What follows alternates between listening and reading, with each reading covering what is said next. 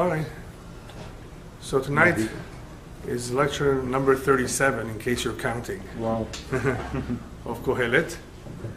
We're finishing the series, Baruch Hashem, that we started about a year ago.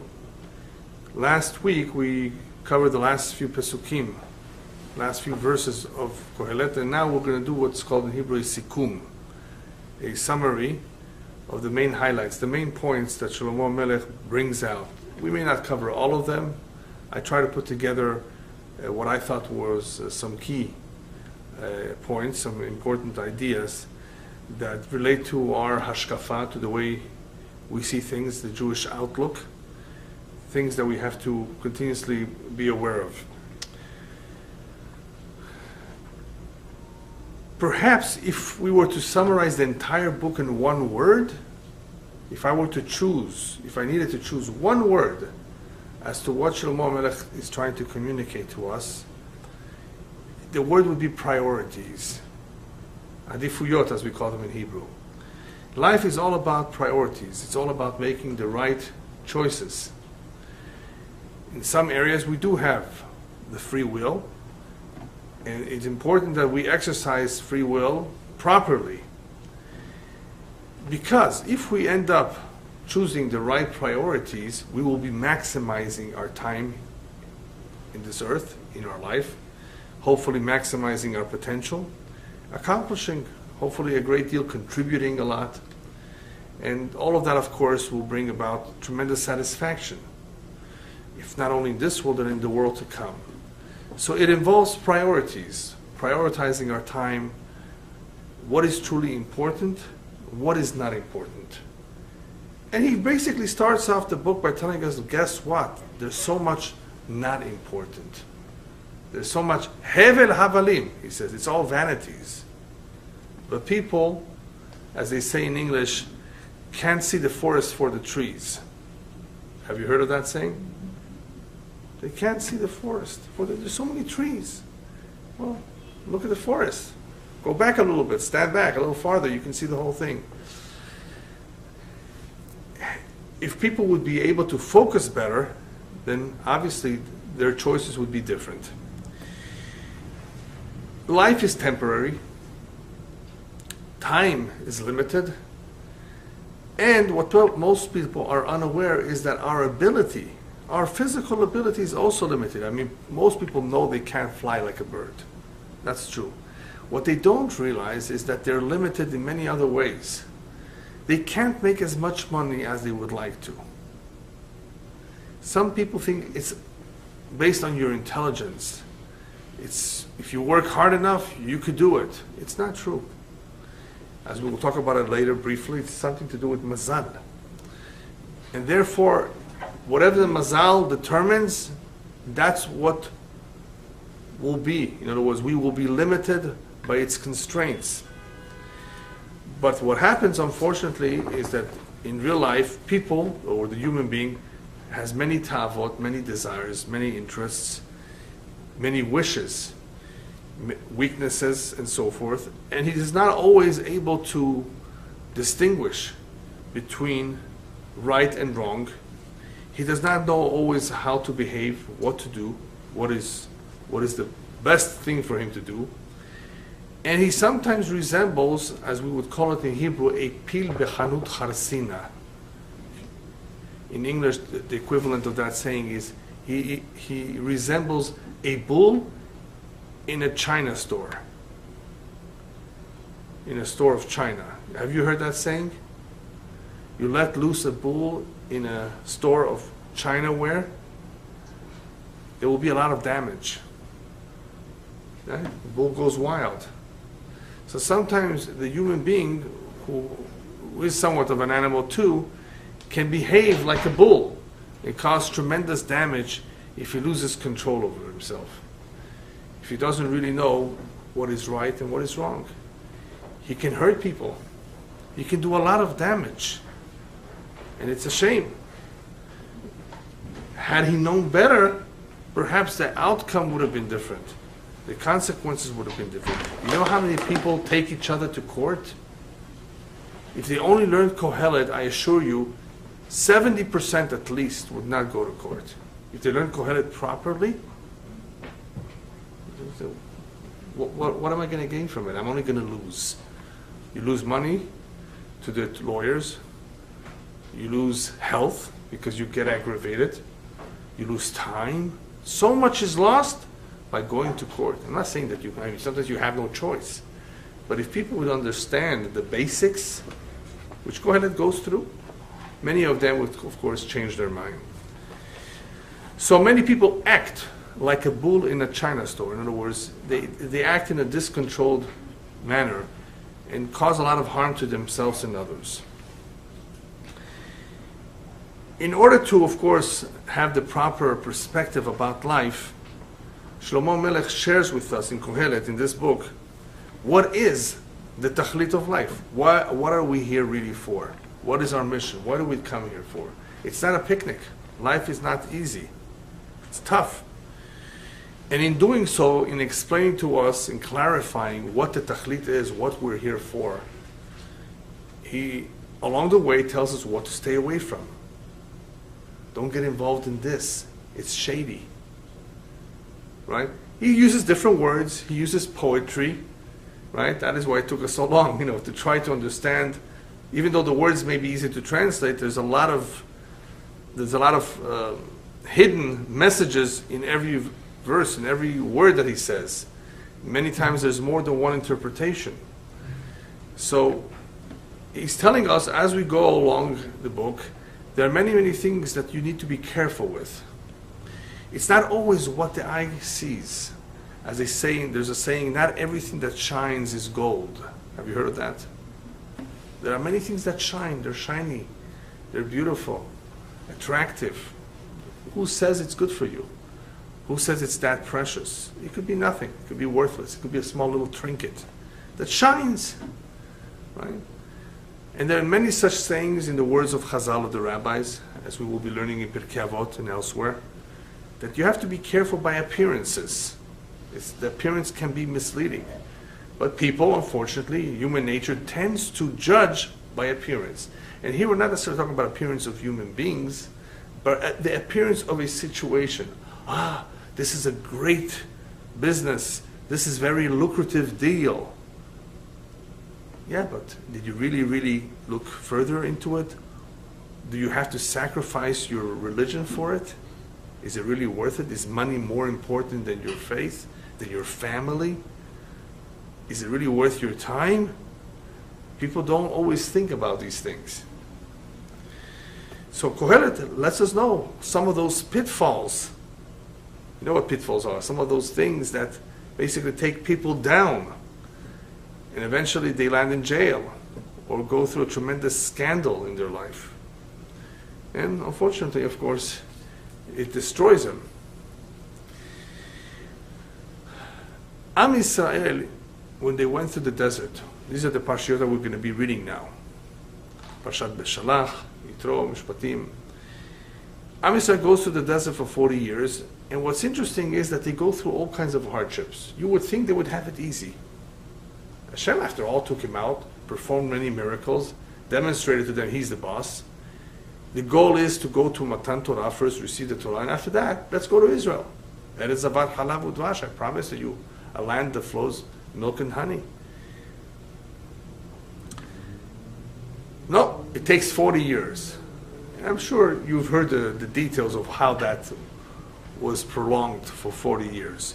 But what happens in the desert challenges. They don't get water right away. They have to beg for it. They begin to cry. They begin to have memories of Egypt, thinking that Egypt was better. Let's go back. They regret it. Hashem, why are you making it so hard for them? Why do they have to struggle? If they're hungry, just give them what they want. They want steak, give them steak. You know? Why make it difficult for them, right? You know the story. It wasn't easy.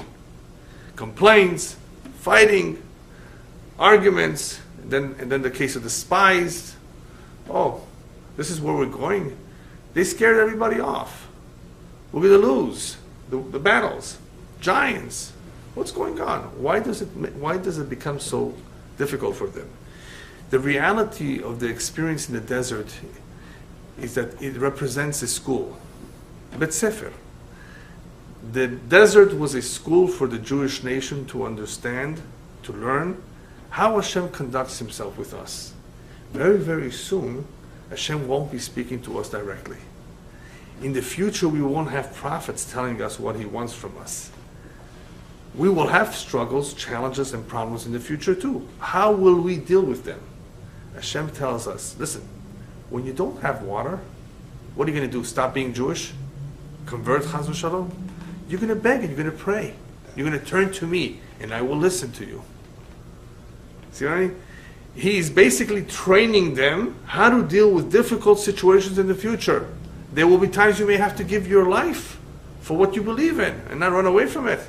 Not be a coward. Right? Yeah, life is tough, and sometimes it's very, very tough. There will be persecution and diasporas. And there will be Holocaust, chas v'shalom, unfortunately. What are you going to do about it then? You're going to start complaining, cry about it, run away from it, leave religion? How are you going to deal with it? How are you going to react in a time of hardship? So therefore, the desert experience is to understand the ways of the Creator. And part of this understanding involves us having a very clear understanding of two important concepts, emunah and bitachon, faith and reliance. Faith means to believe in God, that he rules over the world, he's in charge, he's aware of everything, he documents everything that is happening here, he will judge us, he will judge the world. All of that is involved in emunah. Then there's bitachon. Some people have emunah, they believe. They don't have bitachon. What's bitachon? I not only know that he created the world. Bitachon means I rely on him with my eyes closed. I know he's involved in every aspect of my life. He knows what I need, to the penny. And what he gives me is because that's what he determined is what I need. Bitachon is so much more than just plain emunah. You know what it means to trust someone? Who do you trust? You barely trust anybody these days. Right? To trust him with your eyes closed, that you know what he does for you is for your own good, because he loves you. He treats you like a father treats his own child. A father would never harm a child. Then how could he do this to me? He must be doing it out of love, because he loves me, even though I don't understand. Even though I don't understand, that's called bitachon. Bitachon means to trust, to put your faith and trust in him. That they had to learn in the desert. That they had to learn the hard way. That when there is war, you go out, you make your ishtadlut, you make an effort, but you trust in him. You do your best. Bitachon is something, unfortunately, that many people do not have. They don't have enough of. Bitachon is a very important midah to have, especially in parnasah. Imagine somebody being fired. Fired. He was fired after working at a job for 20 years. He has a large family to support, to feed. He has 12 kids. His wife doesn't work. And he's just fired. What is he supposed to think? If he doesn't have bitachon, he's upset probably. He's nervous, he's anxious, whichever one of those adjectives you prefer. All of them. If he has bitachon, he says, I'm sure this is for the good. I'm sure Hashem has something else stored, something better for me. This change is for the good. You know when this happened recently? With the Twin Towers, September 11, people were fired 2 weeks before it happened from their job at the Twin Towers. They were fired. That day they didn't go to work. And Baruch Hashem, they didn't go to work. They were fired 2 weeks ago. And they only realized then why they were fired. Sometimes we realize it, sometimes we don't realize it. But we have to have that bitachon, that it's all for the good. He's the boss. He runs this world. It's not a world of hefkerut, that you just do whatever you want, you get away with it. It may appear to be like that, but it's not. There's no such thing as random occurrences. Mikrim. Everything is biyad Hashem. Everything is in the hand of Hashem. So that involves bitachon. Bitachon basically says that HaKadosh Baruch Hu mashgiach alai be'ashgacha pratit. The concept of ashgacha pratit means that it's unique to the individual. It's not only to Am Yisrael as a whole, as a group, even to every individual. Hashem knows exactly. This is a big topic, bitachon. It covers just about everything. If people don't have bitachon, they're going to lose hope if they're not married. They're looking around for their soulmate. Where is she? Where is my soulmate? Well, as long as you behave yourself, and you're not an overly picky person, and you're doing the right things, right? There's no reason to believe that he's not aware of your needs. He puts people together. The pasuk says clearly. That's our emunah. That's what we believe in. Why hasn't he done it yet? Only he knows. I'm not going to tell him what to do. I'm going to pray to him. He knows better. He knows not only when to bring it about, he knows who to put together better than anybody else. Because he's aware of which soul goes with which soul. This is an important area. For this you need bitachon. There are no mistakes. If it happened, even if you're unhappy with the choice, even if you're unhappy, it happened because he wanted it to happen. For some reason we don't know. You know, people still have free will. They can still behave like animals, but it's still the best match. If the guy is a drug addict or an alcoholic, then obviously he's going to ruin a good marriage. She's for him, and he's for her. But one guy is misbehaving. He's going off with other women. He wants to have 5, and 1 is not enough. Well, obviously, every normal woman would not be happy with this. So he's ruining his chances of having the best type of relationship possible. Bitachon, therefore, is something very, very important because it strengthens us. It ties us, it brings us closer to him in realizing we don't have to worry. That's a very important, you know what it means not to have to worry? Why worry? It's up to him anyway. Only worry about that which is up to you. And that is how you're going to behave, how you're going to react, things like that you have to worry about. But everything else in life, what is the neighbor going to do? What is he going to say? Well, it's not in our control. Anybody who has these fundamentals very clear, the fundamentals of emunah and bitachon, the fundamental of hashgacha, of divine providence, will never be jealous. As Shlomo Melech pointed out in Kohelet, ki hakol kinat ish mere'ehu. Everything is run by jealousy. A lot of people are jealous because they're jealous. He bought a house, I need to buy a house. He bought a car, I need to buy a car. A lot of things are done, he says, because of jealousy. People basically want to copy others. A lot of people, not everybody is strong enough to resist that kind of a pressure. They're jealous. They want to have it too. He has it, I want to have it. So the world, a good deal in the world runs because of jealousy. If people therefore had proper emunah and bitachon, jealousy would never be a problem. It would be it wouldn't make sense for a person to be jealous. Why? Because everybody would understand that every individual in this world has his own chavilah, as we say in Hebrew, his own pekale in Yiddish. Everyone has some issues, something that he has to deal with. And when you ask people, would you like to switch your problems with that man's problems? Most people then would not want to. They say the grass is greener on the other side. Yeah, it is. The grass is greener, but would you like the man's problems too? That you don't see. The grass is outside. What's inside the house, you don't know. Would you want to take the problems in the house too with the green grass?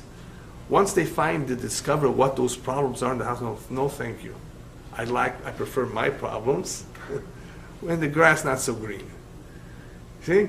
People think he has a better life, he has it nicer, everything is comfortable. Yeah, but if you dug a little bit deeper, you would see he has his own issues. And you would prefer yours to what he has.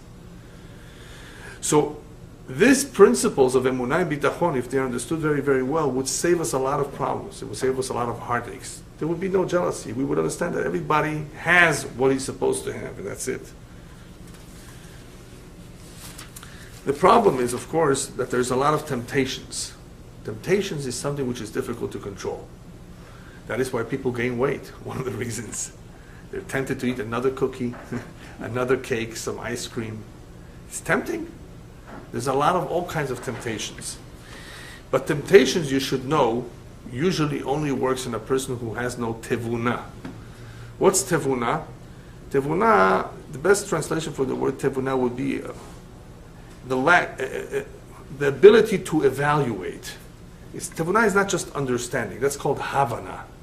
Tevuna is from the word bina. Proper comprehension, understanding, but it's more than that, evaluation. The ability to evaluate the pros and cons, as we say in English, of every situation. Ma ani omed larviach, ma ani omed lafsid. What am I about to gain? What am I about to lose if I do this, if I eat this? You think people make this evaluation every time before they do something? Husband and wife, do they really, really evaluate their next move? Especially if it's a controversial move like divorce. Do they really, really evaluate? One of them maybe yes, not necessarily the other one. The pros and cons of divorce. It's a big decision to make. And some people make it very quickly. See you in court. See you in the Bet Din. Nilech Rabbanut. Machar, as it's in Israel. You know, they don't think about it twice. They lack tevuna. This is an indication that there's no tevuna. People who fall prey to their temptations, people who make quick decisions, people who don't evaluate the pros and cons, that means they're not using tevuna. Proper use of tevuna means to evaluate what am I going to lose, what am I going to gain. And rabbis tell this to us in Pirkei Avot. Schar mitzvah keneged hefseda. Schar avera keneged. Do you know what you're going to miss out by not doing this mitzvah? Do you know? Does it really pay for you to go back to your whatever you were doing and not perform this mitzvah? Do you know what you're going to gain by doing what you're doing and not doing the mitzvah? Or the other way around, what are you going to gain by doing this avera? 5 minutes perhaps of enjoyment, but you know what you're going to lose in Olam Haba? You know how much time in Gehenom one has to pay for that avera? People don't evaluate. The rabbis tell us the reason for that is kenichnas bahem ruach shtut, a spirit of folly, craziness entered their mind. In other words, there's no tevuna. There's no sense of understanding of the importance of what I'm about to do, or the lack of importance, or in other words, or the danger, I should say, of this particular action. They don't evaluate enough. They don't take the time to think about it. Okay. Because of the lack of tevuna, and because of perhaps the lack of bitachon, people also sometimes become stressed out. Where would you say stress is mostly felt? In what area of life? Financial, exactly. There's all kinds of areas in life that we struggle from time to time, but the one that causes the most stress to many people is finances, parnassah, as we call it in Hebrew. The lack of it, or the difficulty of it, or the driving long distance for it. There was once a young man that the Chafetz Chaim met who was very stressed out. He was rushing to his parnassah, or he was working longer hours. I forget the details than he should be. He says, why? He says, why are you working so hard? He says, well, Rabbi, I have to be mefarnes my family. I have fat kids, and I have to work hard. He says, but why do you have to work so hard? You can just work 8 hours. You don't have to work Shabbat, Chas v'Shalom. You don't have to work extra hours. Just be normal. He says, no, that's not enough. He says, let me give you a mashal and you'll understand why it's ridiculous what you're doing. Ridiculous. There was once a guy riding a train. The train was going slow. So what did he do? He took off his jacket, rolled up his sleeves, and started pushing the walls of the train. And everybody looks at him. He's getting red in the face already. What happened? He says, I want the train to go faster. He says, you're crazy. You think that with your weak muscles, you can contribute to the engine, this powerful engine? This is a powerful engine. You small person, weak muscles, you can contribute a little bit, even a little bit. You think you can make a difference to the power of this engine, to move it even a couple inches farther, faster? No way. Impossible. So Kadosh Baruch Hu runs this world with a tremendous, powerful engine, where He's mefarnes the whole world. He provides for everyone, for all the little creatures. Just take a look at the spiders running around your house outside. They're taken care of too. Everybody's taken care of. Everything from the smallest creature. You think you can help Hashem by working extra hours, by pushing the train? Yes. I think this is from Chovetz Chaim. Yes. That is a samovar they have. He has a No, samovar. that's with Shabbat.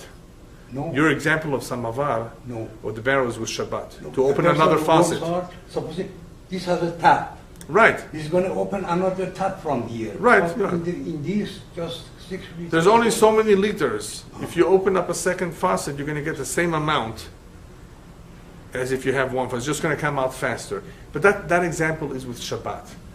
People who work on Shabbat, they think they're going to make more money. They tell me, a lot of people came to me, Rabbi, this is my best day. And they show me the cash. Says, yeah, you don't realize that in a couple months from now, you're going to have 3 root canals. Your transmission is going to go, and you're going to have to redo the pipes under your house. And all that money you made on Shabbat is going to disappear.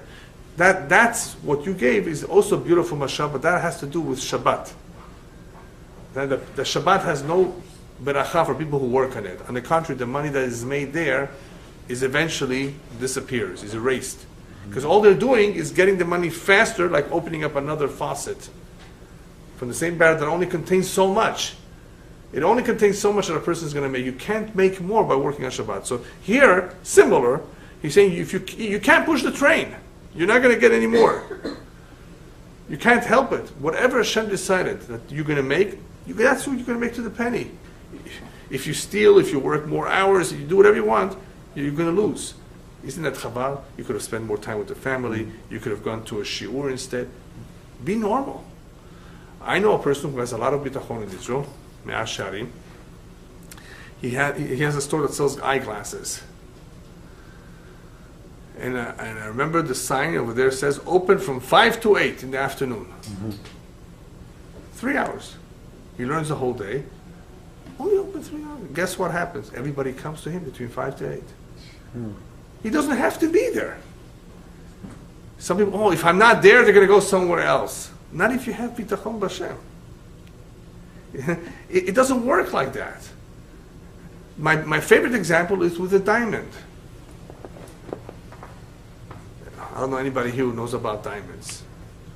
Do you know what a 12-carat white, clean diamond is worth? 12 carats, white, clean. It could be worth between $300,000 and $500,000 easily. Easily. Okay? The profit is very big. How long will it take to sell it? What? How long will it take to sell this diamond? A minute with the right customer. It could take 5 minutes with the right customer. If the right customer doesn't come, it could take who knows how long. I mean, Hashem can send the right customer and you worked for it 5 minutes. You don't have to work for the rest of the year. You can pay your tuition, right? You can pay everything with the profit of that stone. So wouldn't it be nice if Hashem sent you that customer right away as soon as you got the stone? And you worked a couple of minutes. Why does it take so long? Why does it have to take 9 months? In the meantime, you don't have any income. Only Hashem knows, of course. But what I'm saying is that people who have proper bitachon, it can happen if they believed it like that, and if they prayed for that. And number 3, which is just as important, Hashem says, okay, you want me to give you that profit in 1 week instead of the average 6 to 9 months? What are you going to do with all that free time? I'm going to make more money. No. I'm going to sit and learn. I'm going to say Tehillim. I'm going to help other people. If I know that I'm going to get that profit, just like that, what are you going to do with all that free time? See what I mean? People would be tempted, I'm telling you, on the average, a person will be tempted to get, it went so quickly, I have such good mazal, let me get some more. But wait a minute, what about Torah? What about learning?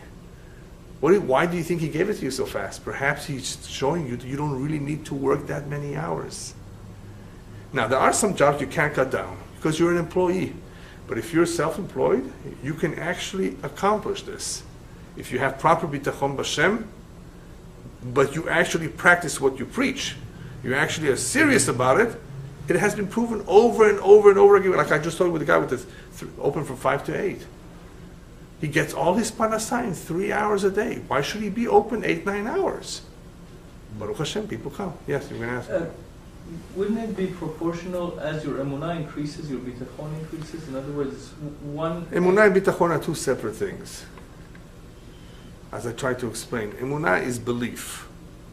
And it's basically belief in the creation of the world by Hashem, the belief in Him running the world, the belief of His involvement in the world. But bitachon is one step higher than that. Bitachon is really, you may say, is really an aspect of emunah. It is another kind or another level of emunah. But most commentaries separate between the two. Because a lot of people have emunah, but they don't have that bitachon. So that's why we usually separate them too. But in the example you just gave, as you increase your Torah studies or your Torah knowledge, that's increasing the emunah and bitachon, which, like you said, it's another level of emunah. Not everybody that learns is increasing his bitachon. I told you, I don't know if you were here, I'll love to repeat it. There's 3 levels of bitachon when it comes to parnassah. Imagine you have a store running for 25 years, hardware store on Beverly Boulevard. Hardware. 25 years, you have a good name, you have many customers. All of a sudden, this guy comes. Well, I was tempted to say this Persian guy, but this time I'm not going to say it. Yeah. And he opens up a hardware store across the street from you. Okay? Anyway, what's your reaction? Some people, how dare he do it? I'm going to show him, I'm going to teach him a lesson, I'm going to take him to court and bet in he cannot do this to me. 0 bitachon. What's 30% bitachon? Parnassah is the hands of Hashem. He gives me, He gives him, He gives everybody. That's only 30% bitachon. What's 60% bitachon? You go over to him and you say, Mazal Tov, B'sha'a Tova, may you succeed, B'atzlaha, and you fargen lecha, we say in Hebrew. In other words, I wish you the best. Psh. Why? He's not going to affect me. So I had the courage not only to believe that, but actually to wish him well. And I mean it. That's only 60% bitachon. What's 100% bitachon? You need any help? You need any help? Here's the list of all the people where I buy it cheap. I'm going to tell you where to buy it, where to sell it. I'm going to teach you the trade. How many people have this bitachon? None. No, 1 in a million. 1. But there is one. 1.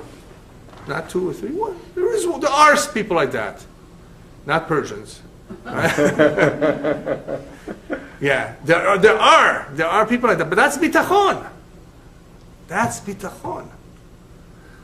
The reality is that they do exist. No, even though I said 1, there are people like that. Just unfortunately, not enough. They do exist, and that's bitachon. He cannot hurt me. It's impossible. Rabbis tell us clearly, "En adam nogea b'ma shemuchan lechavero." You cannot touch what is coming to somebody else. What if he did take anyway? He took away your client. You know, there have been cases of a person being nice, teaching somebody the trade, he worked for him, and after 5 years he went to open up his own business, and not only was he not grateful, he took away the customer. He took it for himself. This happens all the time, unfortunately. So it's upsetting. It is upsetting, but not to worry. So a person who has real bitachon says, he can't take it away from me. Even if he succeeded to take that customer away, guess what's going to happen? Hashem says, I have somebody new for you. But the person who has no bitachon, he's upset, he goes to court, he goes to bed. He doesn't understand that you don't have to be a bad guy to get what's coming to you. Just be yourself, be normal, be good. Whatever is coming to you, you're going to get every penny. Nobody can take from you what's coming from you. People have learned this Gemara.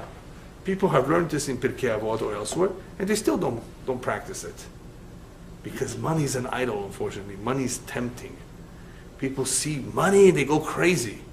That is why bribery in the Torah says bribery is so dangerous, because it blinds the eyes of the wise, of the rabbis, not of the simple people. So, but if you have bitachon b'Hashem, you have less of a problem. You're stronger. You can't buy me. Imagine, you're a policeman, or you're a judge, and somebody comes and tells you, listen, I know I committed this crime, but here's $100,000. I'll wire to your account. Well, $100,000 is a lot of money to say no to. Nobody will ever find out about it, so he's not afraid that somebody's going to find out about it. That's a lot of money to give up. Or my other example of Shabbat.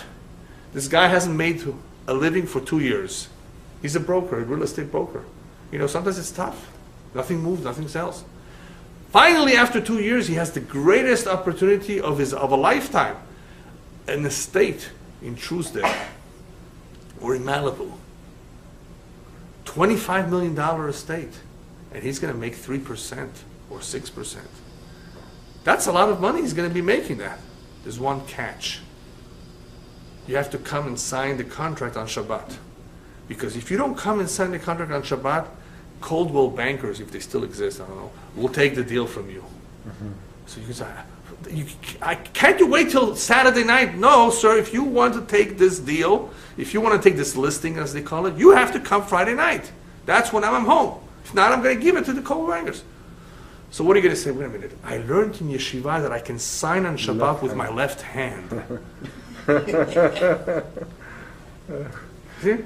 That's the Yetzer Hara. There's no such thing, no such halacha.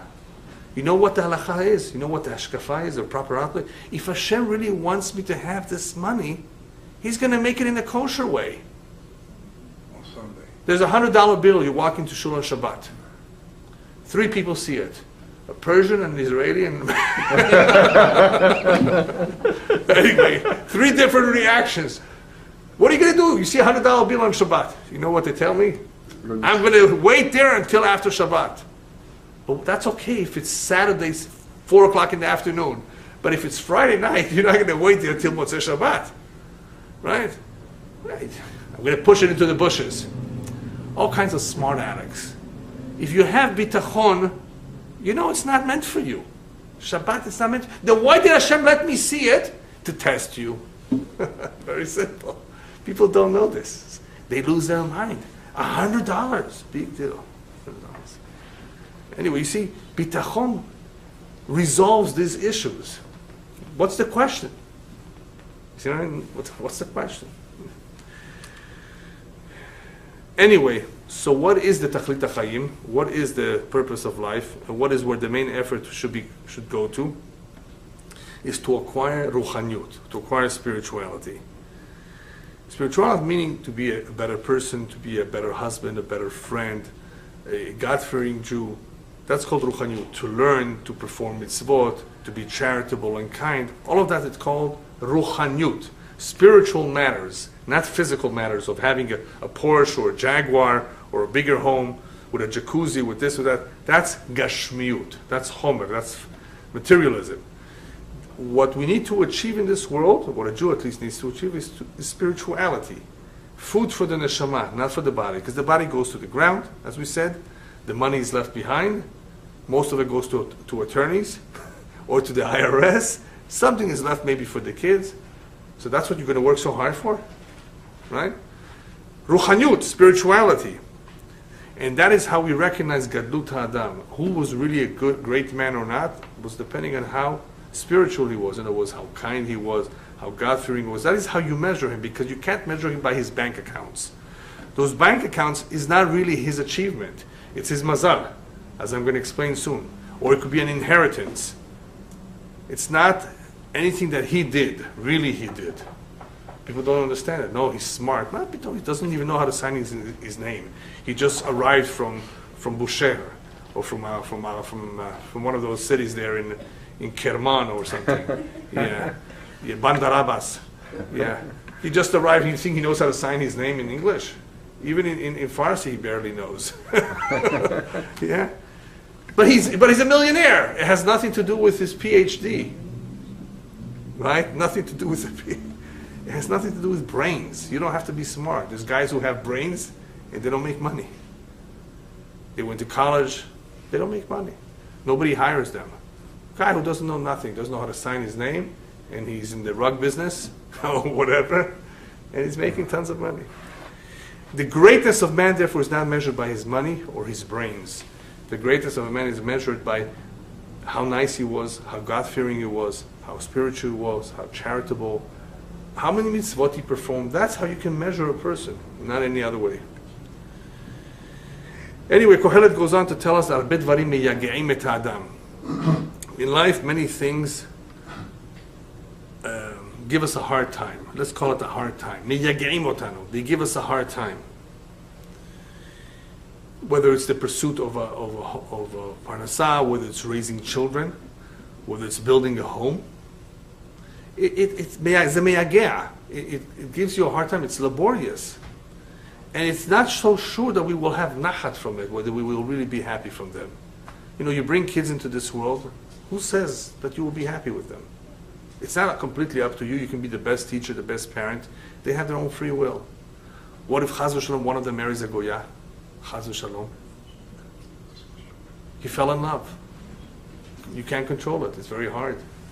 Somebody who's in love, according to the Kabbalah, that Goya attaches herself to him and doesn't let go like a bulldog. That's what the Kabbalah says, which makes it more difficult to break up. Very difficult to break up if you've formed a very strong connection to a Goya, even more than to a Jewish girl. Even in Olam too.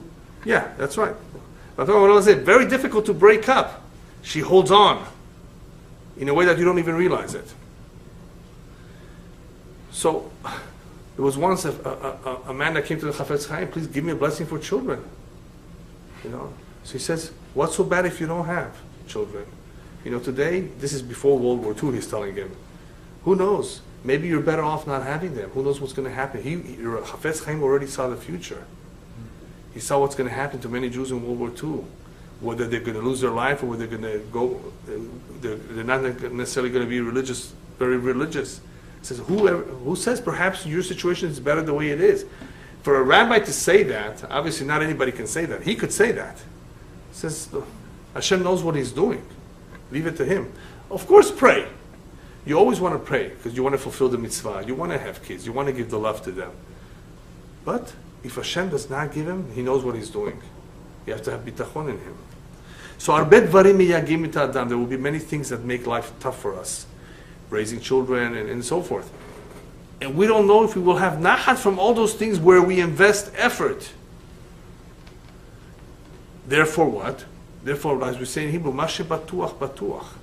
What is for certain is for certain. What is for certain? That the mitzvot that I do, nobody will take them away from me.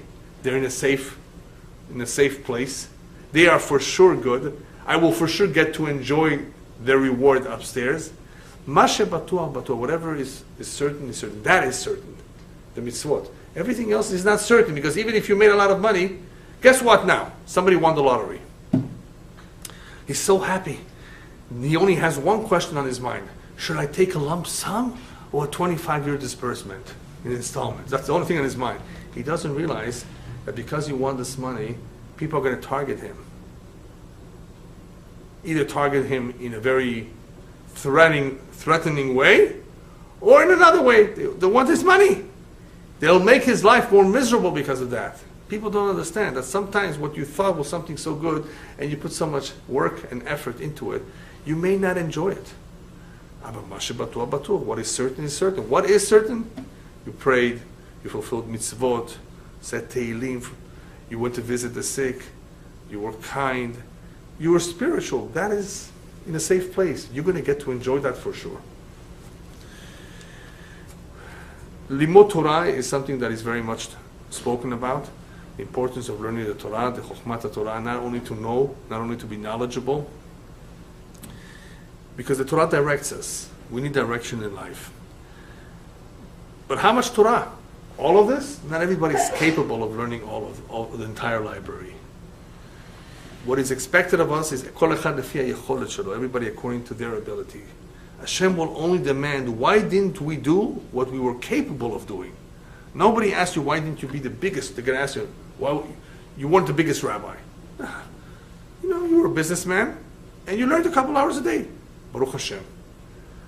What if you didn't learn 5 minutes, but you spent an hour on the internet? How's that going to look upstairs? You had an hour for the internet, but you didn't have 5 minutes for me? Imagine telling this to your wife. I don't have 5 minutes for you, but you have it for the internet. That's the way it looks. Do you love her or not? Do you care about her or not? Are you a devoted husband or not? She needs your time. Your kids need you. What's the excuse? Eliyahu Navi, rabbis tell us an incident of Eliyahu the prophet meeting up with a fisherman. Oh, how are you? What do you do for a living? He says, I'm a fisherman. Do you learn Torah? He says, no. I don't have the brains. Hashem didn't give me the brains for Torah. That's why I'm only a fisherman. He says, really? Tell me, how do you catch fish? He says, I grow flax. When I harvest the flax, I make them into nets. I sew them. And once I have the nets, I go fish. I said, wait a minute, you have brains for all of that? And you don't have brains for Torah? That's a silly excuse. You don't see, you don't realize that you have brains. You have brains for this, you have brains for this too. Maybe not to be the greatest rabbi and judge, but you have the brains to sit and learn the basics. What excuse do you have? It's just the excuse of the Yetzer Hara. Everybody has to do whatever they can, as much as they can. There's no excuse not to do at all. Spend a few minutes a day. What's the excuse for that? Especially when we know that the Chokhmah of Torah is to direct us, is to teach us, to direct us, and ultimately if a person learns Torah on a regular basis, he does come closer to Hashem. It does imbue him with Yirat Hashem, with the fear of Hashem. You know what this is compared to? The act of giving. Love is not very, very strong when you first meet the person. It's impossible to love a person when you just met them. Love at first sight is not real. Maybe you're attracted, but you don't really love the person. You only love the person after a while because the love has grown. Love grows like a flower, like a plant. As long as you nourish it, you water it, you give. If you give to a relationship, the relationship gives back. So love involves the act of giving. The more you give to someone, the more you'll end up loving them with time.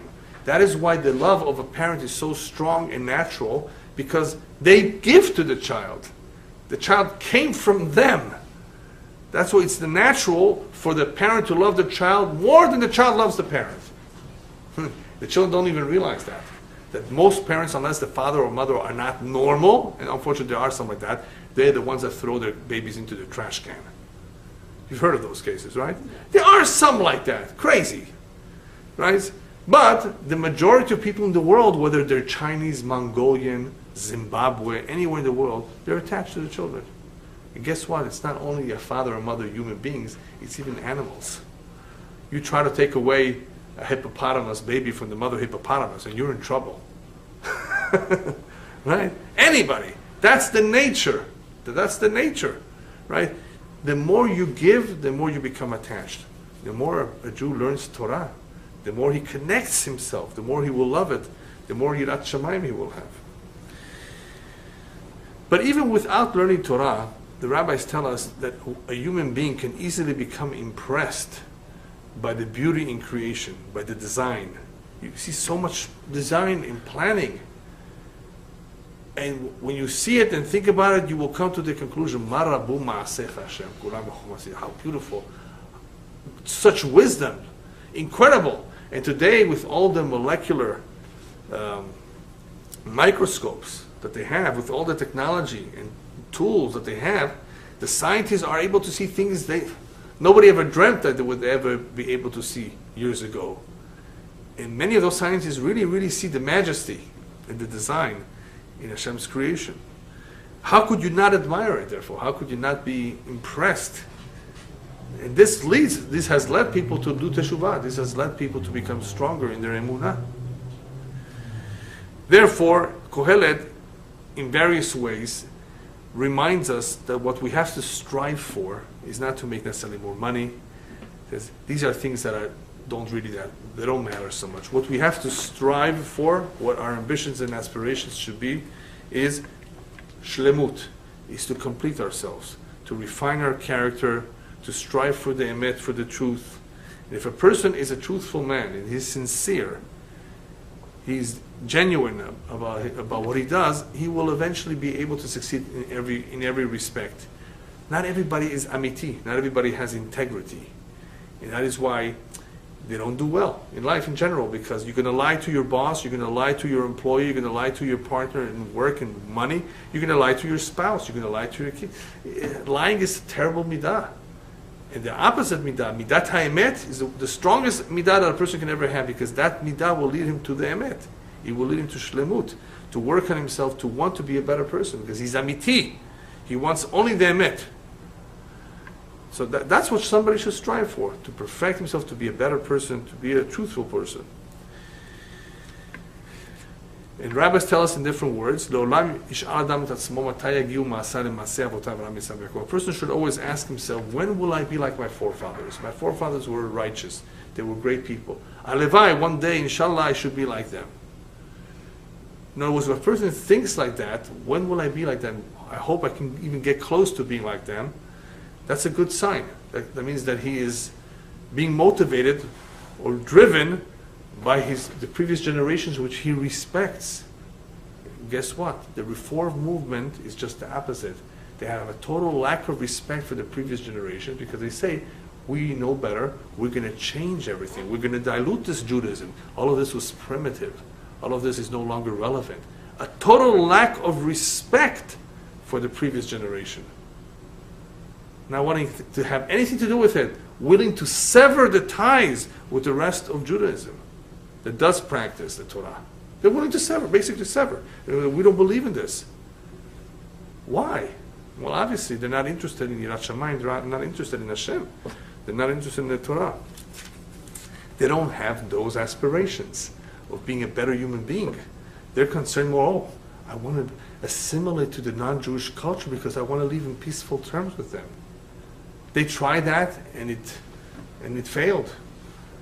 In Germany, Hitler and Machshamo went back generations, many generations. If your great-great-great-grandmother was Jewish, he sent you to the camps. All that assimilation didn't help. So obviously these people who don't practice, who don't want to be involved in Hashem's Torah, obviously they have a different agenda, completely different agenda. And it's materialistic, it's physical in nature, it's not spiritual at all. If he would be spiritual, if he would be truthful, they would get closer and closer to the Torah, because the Torah will draw them like a magnet.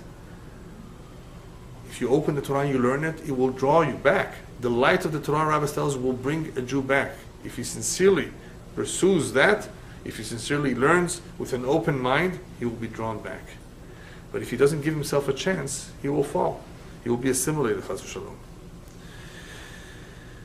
In order for a person to elevate himself, in order for a person to strengthen himself, in order for a person to be motivated and driven, he has to keep in mind, or he has to continuously remember that he is created in the Tzelem Elokim, in the image of God, that there's something unique about him. What is that Tzelem of Elokim all about? That he is endowed with free will. He's different than animals who are only instinct. He is not a puppet with strings. Even though certain things are managed from above, he has free will to be a tzaddik or rasha. So a person has to be driven, and the only way he will be driven is if he believes that it's really up to him. That particular area of being a tzaddik or rasha is really left to him. He has free will. However, it is true, and a good deal of Kohelet is spent on this, that there is another system in place called mazal. And mazal does act in some ways like puppets. The mazal distributes jobs, occupations, amongst other things. Otherwise, imagine, why doesn't everybody want to be a lawyer? Did you think of that? Some guys become plumbers, some people become businessmen, people become dentists, other people become ophthalmologists, rabbis, shochatim, right? Not everybody chooses the same profession. Where did that come from? From the mazal.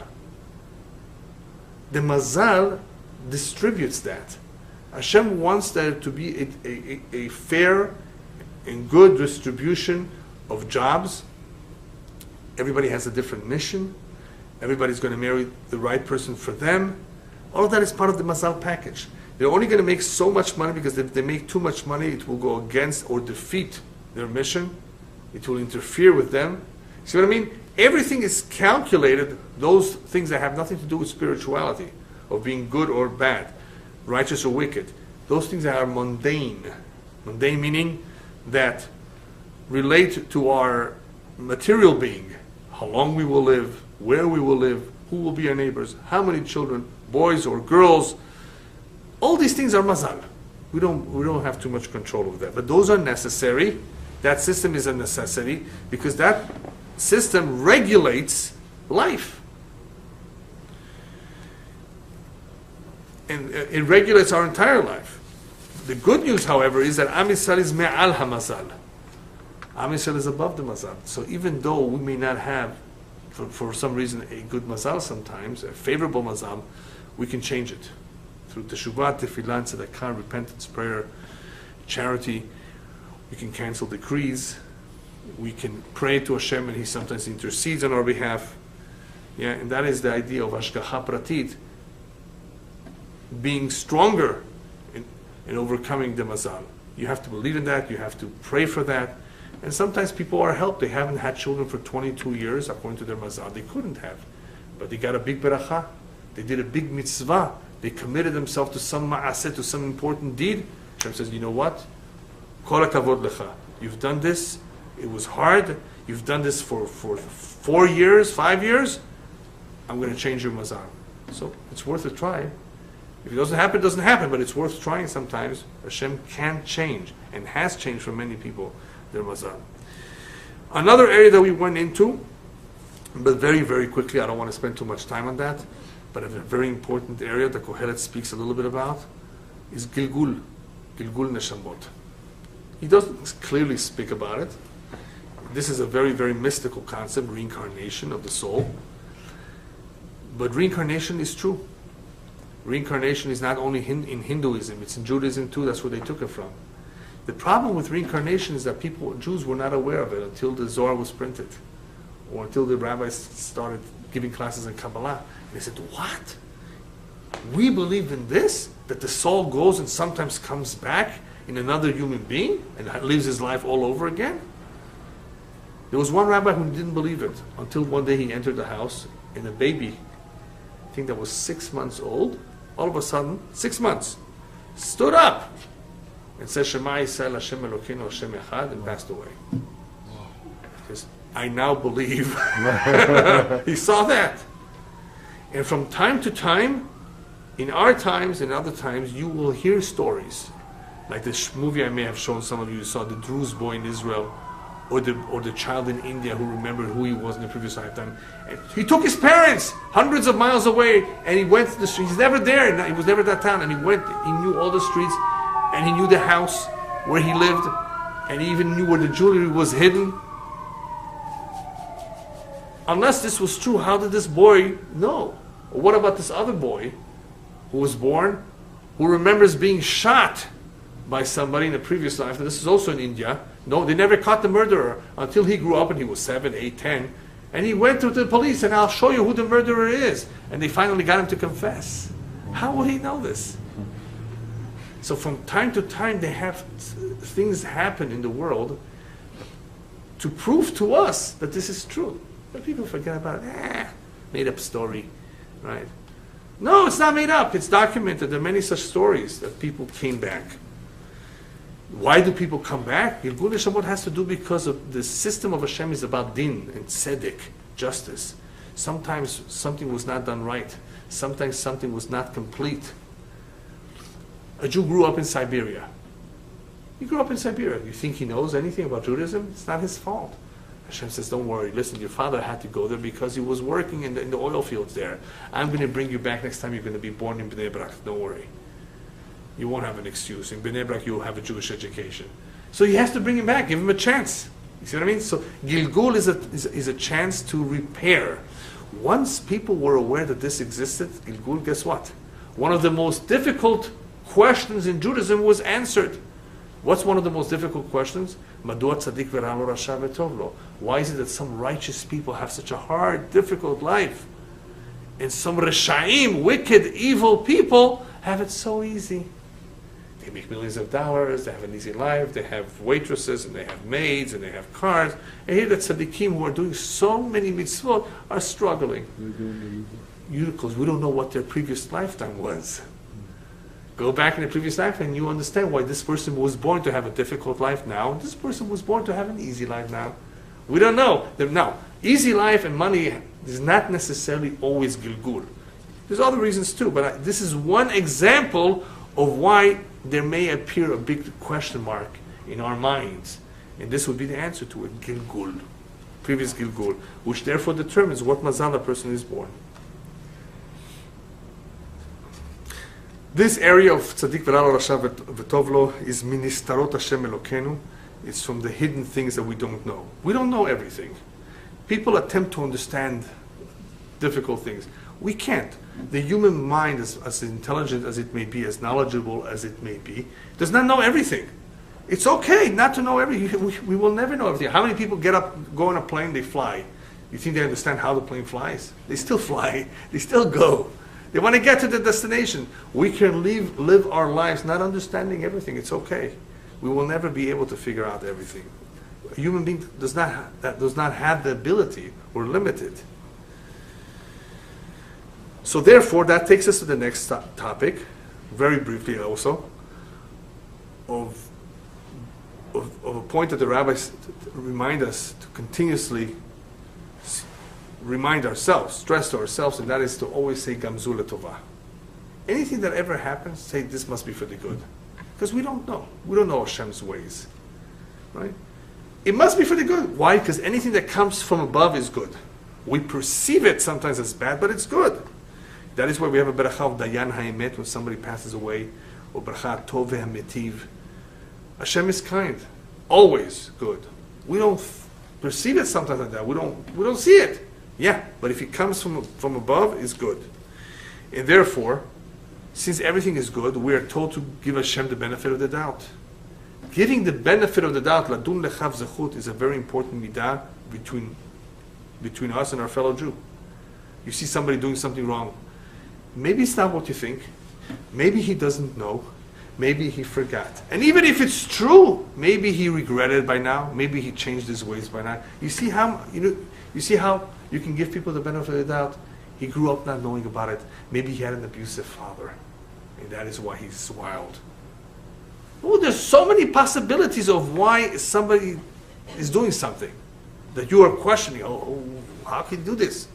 How terrible. Well, do you know what you would do if you were in his shoes? See, oh, you're right. If I was in his shoes, maybe I would do the same. So you always have to be careful to give the benefit of the doubt. In the same way that we know Hashem does everything for the good, we don't have a full understanding of what people do. So give the benefit of the doubt. Otherwise, we may be wrong. And why think negative of people? This is especially important between husband and wife. Dinner is not ready. What are you going to think? Oh, how terrible. She hates me. She doesn't like me anymore. She thinks more about her mother. All kinds of excuses. You're going to start cursing. You're going to start... Why? Maybe something happened in the house. Maybe something that you're unaware of, which delayed her. Why be upset? Why get angry at her? Give the benefit of the doubt.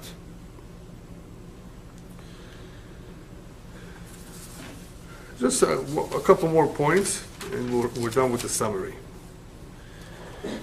When it comes to giving the benefit of the doubt, rabbis tell us the way we judge others, Hashem will judge us. If we give people the benefit of the doubt, Hashem will also give us the benefit if we do something wrong.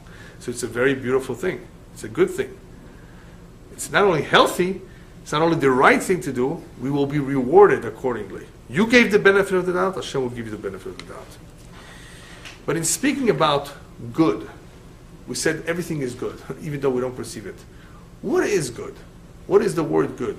What is good for me may not be good for you. Good is something relative. But I have some news to tell you.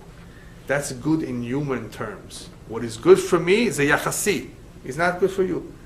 That's human terms. But what Hashem says is good, when does Hashem say something is good? In the beginning of creation, right? He says after everything He made, He said it's good. What does that tell us? That good in Hashem's eyes is atov hatachliti. That good serves the purpose.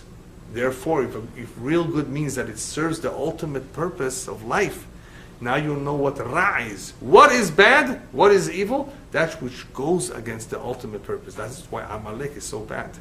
He's against the ultimate purpose. Right? A person who's evil, he's against the ultimate purpose of what Hashem wants to accomplish in this world. The Tum'ah is against the Kedusha. That is why Kohelet stresses Tov Yom HaMavet Miyom Yivaledo. When is it good for the man? And not when he's born, when he dies. When he dies, we cry for him. No, you don't understand. When he was born, we didn't know, even though he was a cute baby. But this cute baby could become a monster. A cute baby. They're all cute. Does he look like the father or does he look like the mother? Everybody's happy. Yeah, but this baby, Hitler was a little baby too, and he may have been cute too. Did anybody know then he would be a monster? So Tov Yom HaMavet Miyom Yivaledo, when a person dies, it's better because by then we are able to really judge what did he do with his life. Then we can know whether he was good or bad. When he's born, is he good? Yeah, no, he's happy. Yeah, no. I mean, the father, mother, exciting, cute. Yeah, but maybe not so cute 75 years from now, right? So Tov Yom HaMavet, the time to judge is when a person has lived his life, when we eulogize him. And that is why the rabbis tell us in the Gemara, Lo Talmud Ikar Ela Ma'aseh. Even though learning is important, don't forget that the Ikar is Ma'asim. We have to do deeds. People tell me, I have a good heart, I'm a good Jew at heart. What good is that? You can't buy yourself to Gan Eden with a good heart. You need deeds, you need a ticket, you need Ma'asim. It's not enough that we learn. To be good means to do, to contribute, to be active, not just to be good in your heart, in potential. Judaism requires deeds. Judaism requires ma'asim. So learning is good, but you have to actually put it to practice. When a person does put things to practice, when a person does mitzvot, the mitzvot help him. The mitzvot refine his character. Mitzvot are not just for reward and to follow his instructions. Mitzvot are for our benefit. They build us, they build our character. Even though it is true that the rabbis tell us that we should always do mitzvot for the Shem Shamayim, for the real cost for Hashem, rabbis tell us it's okay even if you don't do it for Him. You do it for yourself, you do it for the reward. By doing it for your own personal gain, do it. You will at least get used to it. Start doing it. I'm losing weight. I'm not eating all this food because I want to look thinner. Okay, do it for that reason. Even though the real reason is so you should be healthy. So you shouldn't eat all the junk. Right? I mean, that's a loftier reason. Okay, doesn't make a difference why you're doing it. Just start doing it. See what I mean? So the rabbis wanted us to start doing the good things. So they tell us, don't worry about why you're doing it. Just start doing it. And eventually you'll end up doing it for the real reasons. Same thing with love. Just give. Give to her. Give her compliments. Do the right thing. Even though the love is not there, eventually there will be. Because by continuous giving, you will come to the real thing, the real loving. And finally, we have mention of the crown. We have 3 crowns. The crown of a good name is the biggest crown of all. Even though there's the crown of Torah, the crown of priesthood, the crown of royalty, the crown of Shem Tov Oleh Ad Gabehem. Tov Shem Yesheven Tov, Kohelet tells us. A good name is more important than anything else, more than money, more than any other achievement. You leave this world with a good name, you have a tremendous achievement, a tremendous accomplishment. Strive to a good name. Therefore, it's important to preserve a good name. It doesn't pay sometimes to pick a fight if that name, that reputation will be soiled. Sometimes it doesn't pay. What for? Again, we go back to the beginning point. Evaluate what you're going to gain and what you're going to do. If you're going to lose your name, is it really worth it? I don't care what they think. No, it's important that you should care what they think. Because a good name is something. Anyway, let's not forget that with all the importance about Torah and Maasim Tovim and having a good connection with Hashem, it's also important to have Shalom Bayit. Shlomo Melech does not miss this point, and he talks about it in Bishlei as well. Eshet Hayim Miyimsa, importance of giving kavod, respect to one's wife. A woman builds and a woman destroys the home, Chas v'Shalom. Everything depends on the woman. You gotta give her the support, you gotta give her the warmth, the attention, and of course between the two, a home is built on the foundations of Torah.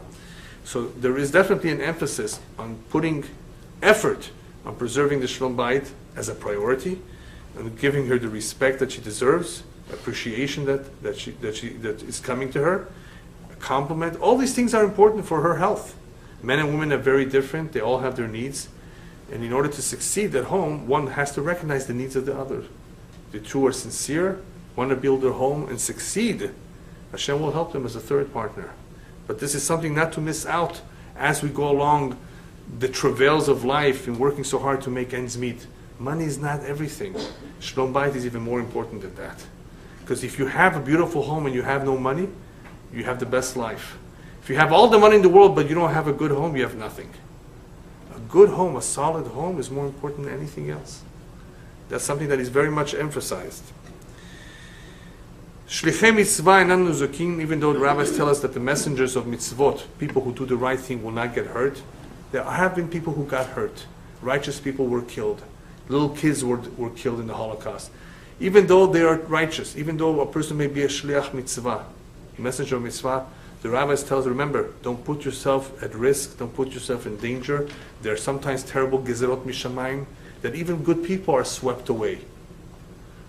Don't lose hope, don't lose your emunah, don't let that weaken you. There are reasons for why these things happen. Even though it's true, Hashem loves the righteous, He loves the kids, they didn't sin. There are reasons that are beyond us, whether it's Gilgul, whether it's a Gezerah, a terrible decree Mishamayim, the Holocaust was a decree. Things that we don't always understand. Don't lose your emunah because of that. Think about it, learn the Torah, and realize that there's a reason behind it. B'chol et yu begadecha levanim, one of the most important pesukim in Kohelet. He reminds us at all times, make sure that your clothes is clean, without any stains. He means the neshama. You came here clean as a child, you hopefully will leave this world clean, the way you got your neshama clean. Make sure, therefore, to always do teshuvah and correct your mistakes, and ask forgiveness for your sins and atone for them, so that at all times you begadecha levanim, nekiyim, clean. In other words, that requires constant work, constant awareness, constant teshuvah. A person, unfortunately, sometimes fails. We make mistakes, so say I'm sorry. Say sorry. At least, at the very least, say sorry. And then try to make an effort to make sure that the mistake does not repeat itself, whether it's human relationships or with Hashem. Make sure that you are always clean. And finally, how does a person know what his mission is? To what his neshama is leaning towards? If he very much likes a particular mitzvah or a particular learning, his neshama is here for that reason. He's attracted. If it's spiritual, it's the neshama pulling him in that direction. If he has a hard time with the averah, it could be that that's what he has to control and be careful with. You follow me? It all depends what he is pulled. He can judge by that may be where Hashem wants him to focus his energies, to correct that area, that problem, or to invest all that effort and time in that particular mitzvah that he's so attracted. That is how you know. You can tell if you're sensitive what your neshama is being drawn to. And what was the last pesukim of Sefer Kohelet? The last pesukim, of course, deal with the bottom line. What's the bottom line after everything is said and done? Yirat Hashem, the fear of God. Hashem has a treasure upstairs. There's no money there. There's something called Yirat Hashem in that treasure. Why Yirat Hashem? Because Hashem has everything. Everything belongs to Him. What doesn't He have that He wants us to give Him? The Yirat Shamayim, the fear of heaven. The fear of heaven is pretty much the only area where we have free will. That is where we make our decisions to be righteous or Chas Shalom not. Everything else Hashem has given us. He has prepared us. He's given us through the Mazal. Yirat Hashem hi otzaro. If a person has learned everything, knows everything by heart, he's smart, genius, but he doesn't have Yirat Shamayim, he's worthless. Yirat Shamayim is the foundation of everything, because Yirat Shamayim will determine whether we remain strong or Chas v'Shalom if a person is uprooted from his tradition. If he has Yirat Shamayim, he will not be assimilated so easily. He will not go with bad people, the bad elements of society. He will not look at all the terrible things that are outside in the street. Yirat Shamayim will hold him back. Yirat Shamayim will let him focus properly. Yirat Shamayim, B'ezrat Hashem, will be what will make the difference if a person succeeded in life. Amen.